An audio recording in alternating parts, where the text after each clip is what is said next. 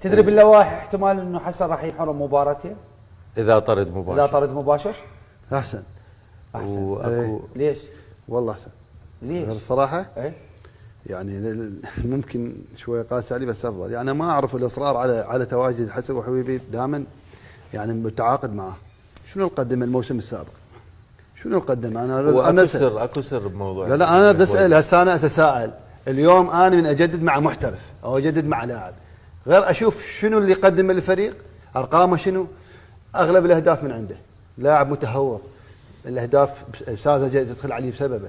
بس قساوه من عندك. لا غير اقول لك قساوه. شنو تقول افضل شيء بالمباراه طرد حسن الحويبي؟ لا عدم مشاركته. لا مو طرد. معروف بعد انه هناك افضليه للزوراء بعدم مشاركه حسن. تعرف انت اكثر مركز حساس هو مركز القشاش ليبرو، اي خطا من عنده اي تهور انت خلاص انتهت، واجه المهاجم الهدف. زين الهدف الاول بالفعل هو اليوم خطا. الهدف الاول ضغط.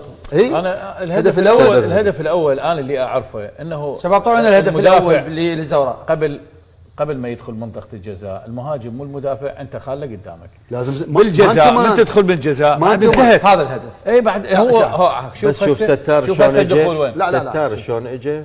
انتم ليش تحملون حسن يعني مسؤوليه الهدف؟ زين راح اسالك سؤال. 4 مدافعين موجودين بمنطقه اقل من مترين. الخطا صار به، شوف استاذ حسين هذا الهدف. شوف الطريقه، شوف كم لاعب الطريق بس اعطيك شغله، الطريقه شلون ضغط برجله اليمين، شنطه انت مساحه كبيره امام الهدف، بس انت لو ضاغط برجلك ضيق المسافه ممكن الكره تنصد بيك وتروح تكون اسرع. تكون اسرع. هذا اللي نحكي عليه يعني. هو كابتن سعد هسه شوف حتى دخول ستار هم دخل من الوسط زاد بمنطقه الجزاء ما حد كمل وياه.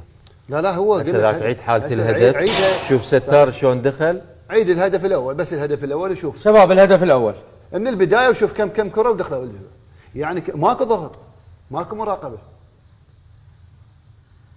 شباب الهدف الاول اذا كان جاهز عيدوا لنا اياه من جديد. انا والله اشوف اكو يعني رغم انه هذا الهدف انا اشوف قساوه على حسن. استلم شوف هم جيت كانوا 3 ضد 1. شوف ترى ضغط حسن والله هو ضغط بس ساعد شيء يقول لك ضغطه لازم يكون بالرجل اليسار حتى يسد زاويه يصير يعني على مود ما ينطي مجال انه يشوت الكره باي كره. صار يقول انت قاسي على حسن. لا هذا واقع. لا والله قاسي. هسه تابعت الموسم ذاك. ليش القساوه؟ يعني هسه سعد لاعب منتخب العراق ولعب بالدوري اكثر من 10 12 موسم، يعني هو من يعطي الان رايه بمدافع يعني المفروض الناس تسمع له يكون بمصلحه الزوراء بالمباريات يعني الجايه هاي.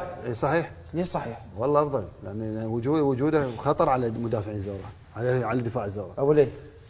انا يعني الزوراء غير على اليوم الفراغات اللي صارت مع الفرق يمكن راح تجي فرق اقوى من هذه الفرق. انا يعني اتمنى انه يلعبون مساكين اثنين يعني ثلاثة 5 يأمن العمق الدفاعي. والله يأمنون عمق دفاعي افضل. يعني اليوم اذا تبقى الامور على ميثم وحسن، هو حتى ميثم